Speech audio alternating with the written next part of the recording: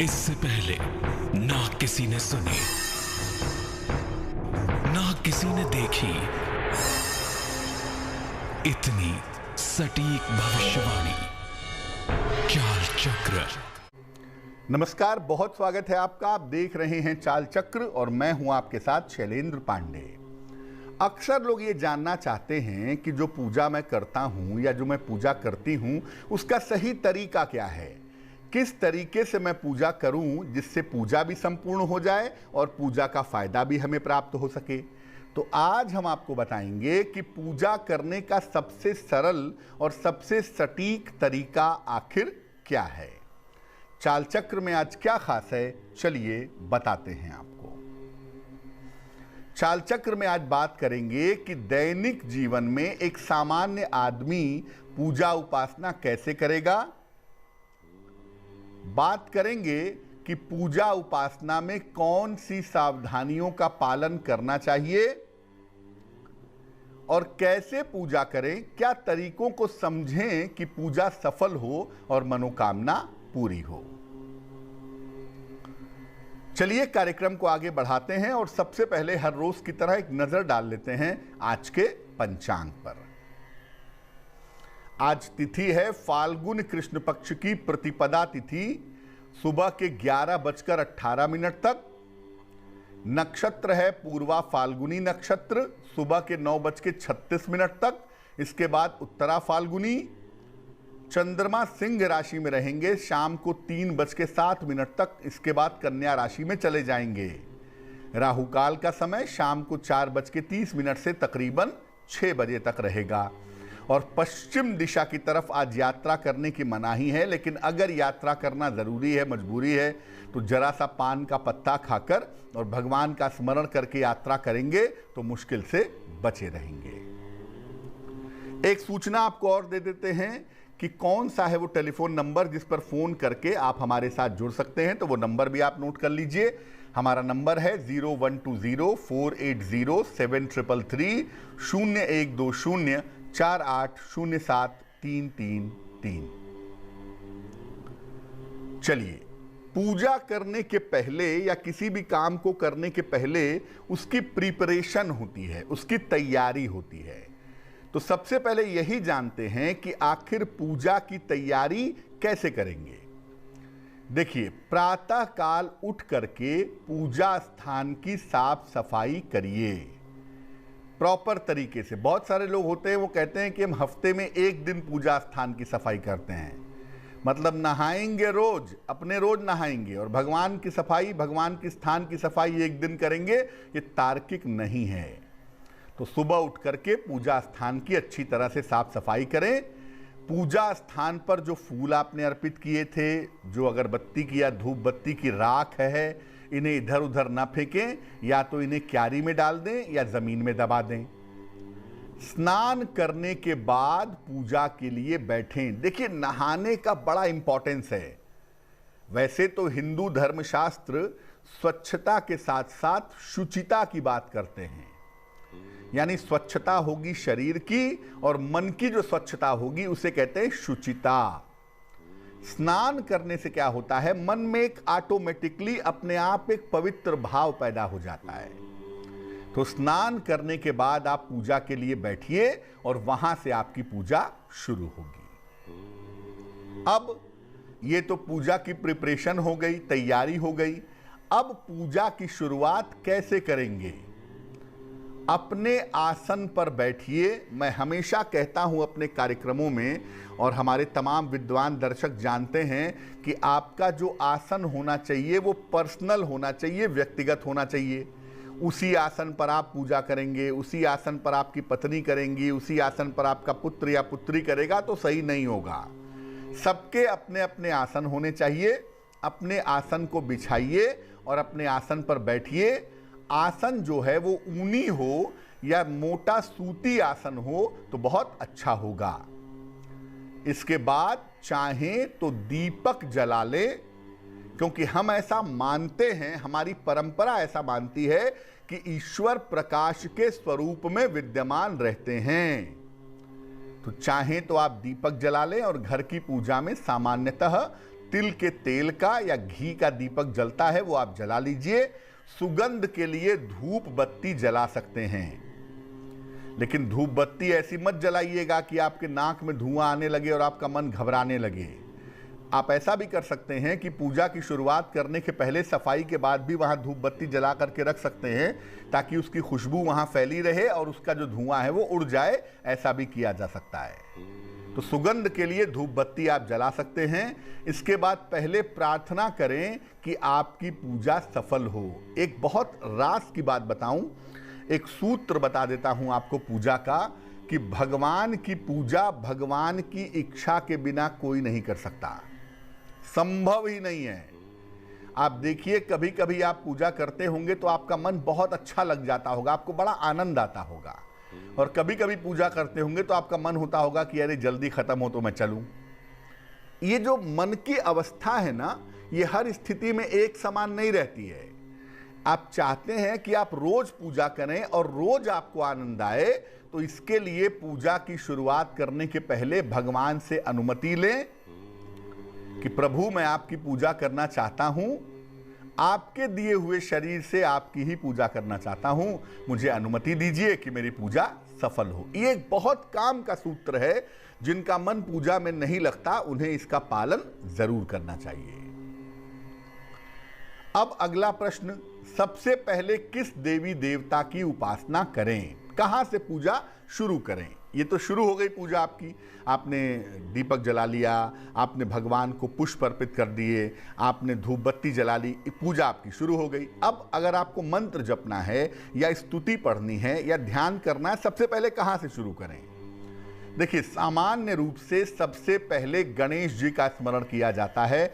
चाहे आप उनका नाम ले लें, चाहे आप उनके मंत्र पढ़ लें, चाहे आप उनके श्लोक पढ़ लें, सबसे पहले भगवान गणेश का स्मरण करें। लेकिन अगर आपके गुरु हैं, वास्तव में कोई सद्गुरु हैं आपके, तो गणेश जी के पहले गुरु का स्मरण होगा। 3 लोक 9 खंड में गुरु से बड़ा न कोई, कर्ता करे न कर सके, गुरु करे सो होए। जो काम ईश्वर भी नहीं कर सकता आपके लिए, वो काम अगर कोई कर सकता है तो वो आपके गुरु हैं। इसलिए अगर आपके कोई गुरु हैं जिनकी साधना आपने सीखी है या जिन्होंने आपको कोई पूजा उपासना साधना पद्धति सिखाई है, तो सबसे पहले अपने गुरु का स्मरण करिए, गुरु का ध्यान करिए। और अगर कोई गुरु मंत्र आपको मिला हुआ है तो पहले अपने गुरु मंत्र का जप करिए। इसके बाद आपको जो मंत्र पढ़ना है, जो स्तुति करनी है, वो स्तुति आप कर सकते हैं। चाहे मंत्र पढ़िए, चाहे स्तुति करिए। याद रखिए, मंत्र जप करने के बाद जल का स्पर्श मत करिएगा। मंत्र जप करने से क्या होता है, शरीर में एक ऊर्जा पैदा होती है। मंत्रों का जो स्पंदन है ना, जो वाइब्रेशन है, जैसे आप मंत्र जप रहे हैं, मान लिया ओम ब्रह्म बृहस्पतये नमः, ये मंत्र आप जप रहे हैं, या आप मंत्र जप रहे हैं नमः शिवाय। आप जैसे जैसे मंत्र जपते जाते हैं ना, जैसे जैसे उसकी इंटेंसिटी बढ़ती जाती है, आपका शरीर में तरंगे पैदा हो जाती हैं, शुभ तरंगे, और वो तरंग आपके शरीर में पूरी तरह से एब्जॉर्ब होने में टाइम लेती हैं। इसीलिए मंत्र जप करने के बाद अगर आपने तुरंत पानी को छू लिया तो तरंगे सारी पानी में ट्रांसफर हो जाएंगी और आपको उसका बेनिफिट नहीं मिलेगा। इसलिए मंत्र जप करने के बाद, पूजा करने के बाद अगले 5 से 10 मिनट तक जल का स्पर्श मत करिए। अगर आरती करना चाहते हैं तो सबसे अंत में करिए। और एक बात मैं बता दूं कि बहुत सारे लोग ऐसे होते हैं जो 15 आरती करते हैं। मैंने शिव जी का मंत्र जपा है तो मैं शिव जी की आरती करूंगा, फिर मैं दुर्गा जी की करूंगा, फिर मैं हनुमान जी की करूंगा, फिर मैं ओम जय जगदीश करूंगा। आरती का मतलब पूजा का समापन, इसलिए आरती एक होगी। ऐसा नहीं है कि आपने 15 मंत्र जपे हैं तो 15 तरह की आरती करेंगे, नहीं। आरती एक होगी और वो आरती होगी ओम जय जगदीश हरे, अगर आपने बहुत सारे मंत्र जपे हैं तो। और मान लिया केवल माँ दुर्गा की पूजा की है आपने, केवल माता दुर्गा के मंत्र जपे हैं, तो फिर आप माता दुर्गा की आरती करिए। केवल भगवान शिव की पूजा की है, केवल भगवान शिव के मंत्र जपे हैं, तो केवल भगवान शिव की आरती करिए। बट आरती एक होगी, बहुत सारी आरती नहीं की जाएगी। अब नियमित पूजा उपासना में किन बातों का ध्यान रखें, कौन सी बातें हैं जिसका ध्यान रखना बहुत जरूरी है? पहली बात, पूजा उपासना दोनों समय करें तो अच्छा होगा, सुबह भी और शाम को भी। कितनी देर करते हैं ये जरूरी नहीं है, लेकिन सुबह शाम दोनों समय 5 मिनट भी ईश्वर की शरण में बैठते हैं, ये बहुत जरूरी है। जो 24 घंटे में ईश्वर के लिए 24 मिनट नहीं निकाल सकता, उसे ईश्वर की कृपा की उम्मीद छोड़ देनी चाहिए। वैसे तो ईश्वर कृपा करेंगे ही, क्योंकि वो उनका स्वभाव है, लेकिन आपका क्या स्वभाव है कि आप 24 घंटे में 24 मिनट भी ईश्वर के लिए नहीं निकाल पा रहे हैं? कौन सा मानव शरीर पा करके आपने उपलब्धि प्राप्त कर ली है अगर आप ईश्वर की तरफ जाने का प्रयास ही नहीं करते? इसलिए ईश्वर की उपासना के लिए सुबह शाम 5-5 मिनट ही सही, लेकिन समय निकालिए। कुछ नहीं कर सकते हैं, कम से कम दीपक और धूप बत्ती जला करके जो सामान्य प्रार्थना है वही करिए, वो भी आपके लिए फायदेमंद होगा। पूजा उपासना भोजन के पहले कर लें तो अच्छा होगा, लेकिन मान लिया कहीं मजबूरी में ऑफिस में गए, खाना खाना पड़ गया, शाम का खाना खा लिया, तो घर आके नहा धो के, हाथ पैर धो के, जैसे भी संभव हो पूजा जरूर कर लीजिए। सुबह शाम दोनों समय पूजा करिए। पूजा और मंत्र गोपनीय रखिए। ये एक बड़ा फैशन चला है आजकल सोशल मीडिया पे कि लोग आंख बंद करके ध्यान की मुद्रा में बैठे हैं और अपनी फोटो डाल दी है, या आप हवन कर रहे हैं, अपनी फोटो खींच के डाल दी है। तो आप हवन किसके लिए कर रहे हैं? फोटो खिंचवाने के लिए कर रहे हैं कि भगवान के लिए कर रहे हैं? आप ध्यान कर रहे हैं ईश्वर का, और आपको इतना याद है क्या कि आपकी फोटो कैसे अच्छी आएगी? तो ये तो आप अपने आप को भी बेवकूफ बना रहे हैं और अपनी पूजा के बारे में लोगों को बता रहे हैं। भोजन भजन उपासना जितना गोपनीय रहे उतना ही ज्यादा अच्छा होता है। जो लोग पूजा उपासना का प्रदर्शन करते हैं, जो उसका दिखावा करते हैं, ऐसे लोग शुद्ध रूप से अपना नुकसान करते हैं। और याद रखिए, पूजा और मंत्र जितना गोपनीय होगा, जितना सीक्रेट होगा, उतना ही ज्यादा अच्छा होगा। तो सरल तरीका आपको बता दिया पूजा करने का। आप इस तरीके से सुबह शाम दोनों समय पूजा करके देखिए, आपकी जिंदगी में बड़े बदलाव जरूर आएंगे, आपकी जिंदगी में बड़ी खुशियां जरूर आएंगी। वक्त एक छोटे से ब्रेक का है, लेकिन ब्रेक पर जाने के पहले जान लेते हैं कि आज की जिज्ञासा क्या है। आज की जिज्ञासा है कि क्या ईश्वर से मन्नत मांगना सही है? मंदिर में गए, भगवान के सामने खड़े हुए, मेरा बेटा पास हो गया तो मैं 1 किलो लड्डू चढ़ाऊंगा आपको। मेरी शादी हो गई तो मैं आपको साड़ी अर्पित करूंगी, देवी मां मेरी शादी जल्दी करवा दो। इस तरह की तमाम मन्नतें लोग मानते हैं, मांगते हैं, और पूरा हो जाने पे अपनी मन्नत के लिए जो माने रहते हैं वो भगवान को अर्पित भी करते हैं। क्या ऐसा करना हमारे धर्म के हिसाब से, हमारी परंपरा के हिसाब से सही है? ये बताऊंगा मैं आपको एक छोटे से ब्रेक के बाद।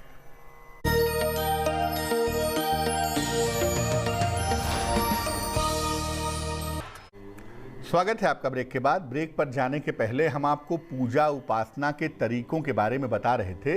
इस समय एक दर्शक हमारे साथ जुड़ रही हैं, साक्षी हैं हरिद्वार से, उनसे बात करते हैं। साक्षी बताइए। नमस्कार पंडित जी, मेरे बेटे का नाम है वंश और उसकी जन्म तारीख है 27 फरवरी 2004 और समय बताइए। समय है रात के 11:15 बजे और जन्म स्थान है जामनगर, गुजरात। पूछिए क्या सवाल है बहन जी। पंडित जी, वो अभी 12th क्लास में है और अभी वो होटल मैनेजमेंट के बारे में सोच रहा है करने के लिए। उसके करियर के बारे में जानना चाहती हूँ कि क्या अच्छा रहेगा उसके लिए। आपके बेटे की जो कुंडली बनती है साक्षी जी हमारे पास, ये कुंडली बनती है तुला लग्न की और राशि बनती है वृषभ राशि। इस कुंडली के हिसाब से मैनेजमेंट की पढ़ाई इनके लिए अच्छी है, चाहे वो होटल मैनेजमेंट की हो, चाहे वो सामान्य मैनेजमेंट की हो। वैसे होटल मैनेजमेंट की पढ़ाई अच्छी है क्योंकि चंद्रमा उच्चस्थ है कुंडली के 8वें भाव में और 10वें भाव का स्वामी भी है चंद्रमा। तो ऐसी स्थिति में होटल मैनेजमेंट की शिक्षा अच्छी है। ऐसा हो सकता है कि ये पढ़ाई करने के लिए संभवतः विदेश भी जाएं, या जैसे अभी आप लोग हरिद्वार में रहती हैं तो माता पिता से दूर रह करके ये पढ़ाई करें, इस तरह की संभावना बनती है। करियर अच्छा है, जीवन में सफलता की संभावनाएं भी कुंडली में अच्छी दिखाई दे रही हैं। क्या करना चाहिए? देखिए, पहली बात यह है कि इनका कंसंट्रेशन ठीक हो, शिक्षा ठीक हो, और शिक्षा बीच में छोड़ करके ना भाग चलें। इसके लिए इनको एक पन्ना बनवा करके पहना दीजिए, तकरीबन 6-7 रत्ती का पन्ना, चांदी की अंगूठी में, दाहिने हाथ की सबसे छोटी उंगली में। बुधवार की शाम को पन्ना पहनाने से लाभ होगा। वक्त एक और छोटे से ब्रेक का हो गया है, और ब्रेक के बाद वापस आएंगे तो बात आपके राशियों की करेंगे, आपके और भी सवालों के जवाब देंगे, साथ ही साथ समाधान करेंगे आपकी जिज्ञासा का।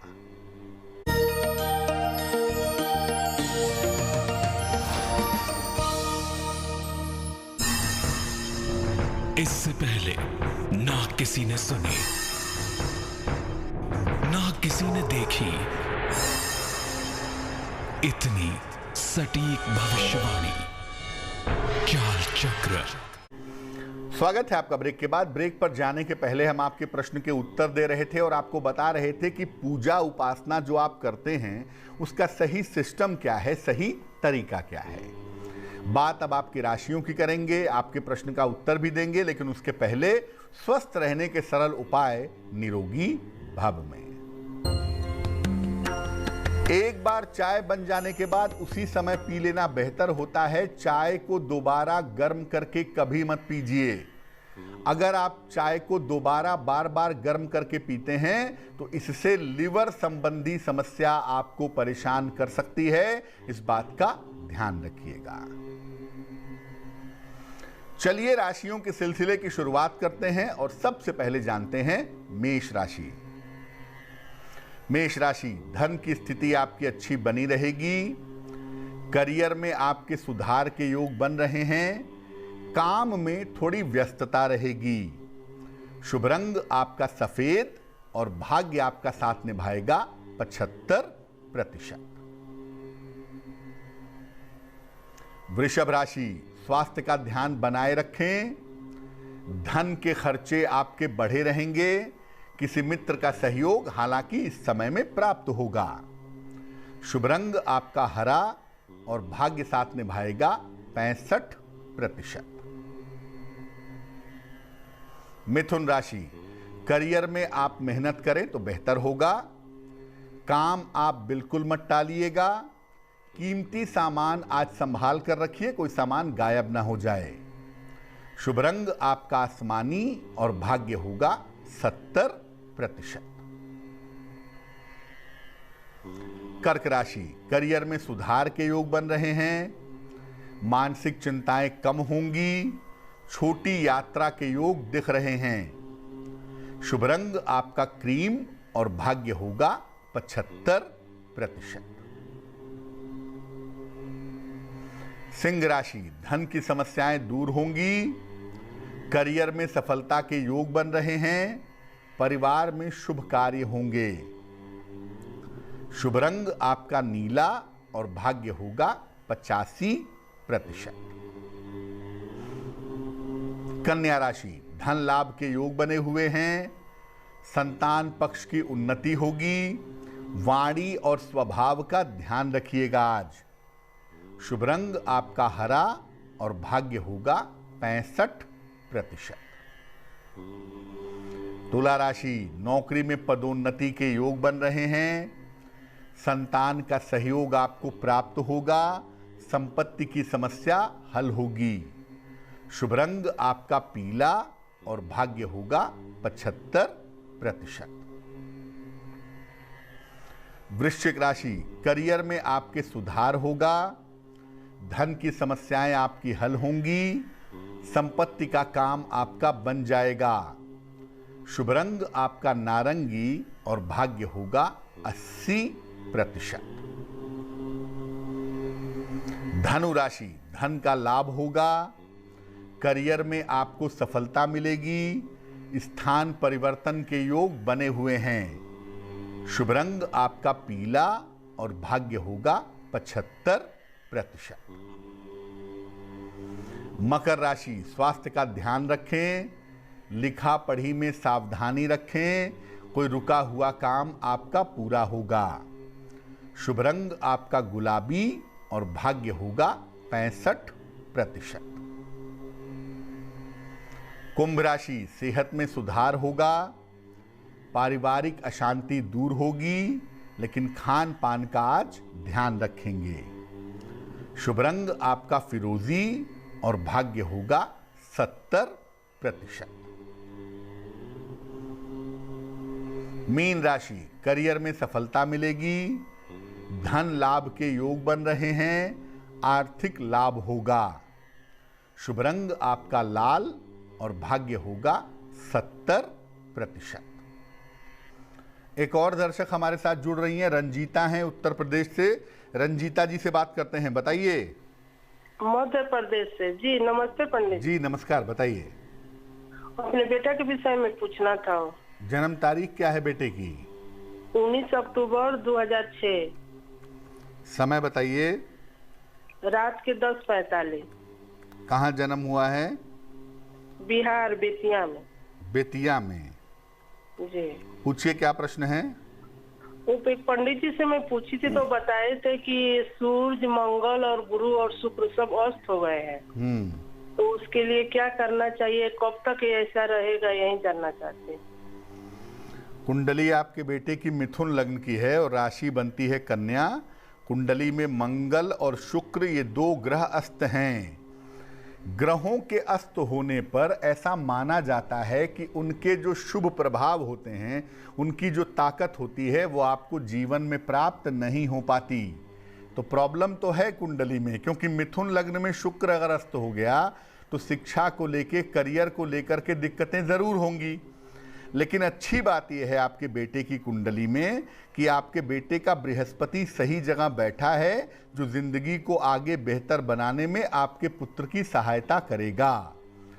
पढ़ाई लिखाई के लिए काफ़ी मेहनत करनी पड़ेगी और काफ़ी परिश्रम करके ये टेक्निकल फील्ड में या मैनेजमेंट के फील्ड में जाएंगे, ये संभावना दिखती है।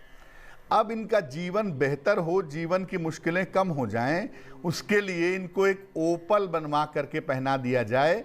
10-12 रत्ती का ओपल चांदी के लॉकेट में काले धागे में बुधवार की शाम को ओपल पहनाने से इनको निश्चित रूप से लाभ होगा।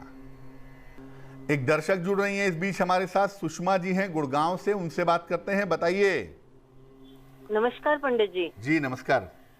मुझे अपने भतीजे के बारे में पूछना है। उसकी डेट ऑफ बर्थ है 22 फरवरी 1995। समय है 7:42 सुबह। कहाँ पे जन्म हुआ है? गुड़गांव में। पूछिए, क्या प्रश्न है? उसके कैरियर, वो उसका कैरियर गवर्नमेंट जॉब में है या टेक्निकल है, और उसकी शादी कब होगी?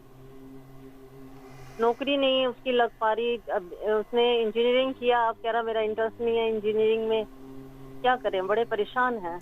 आपके बेटे की भतीजे की कुंडली बनती है कुंभ लग्न की, और राशि जो आपके भतीजे की हमारे सामने बन पा रही है ये वृश्चिक राशि है।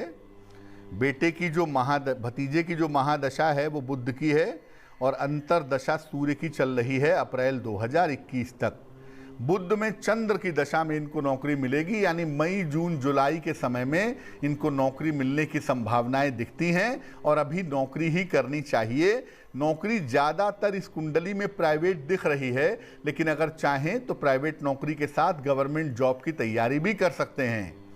विवाह होने में अभी कम से कम 2 साल का समय है। 2023 में शादी होने के योग बनते हैं, और ये विवाह इनकी अपनी इच्छा से किसी जाने पहचाने लड़की के साथ होने की संभावना दिखाई देती है।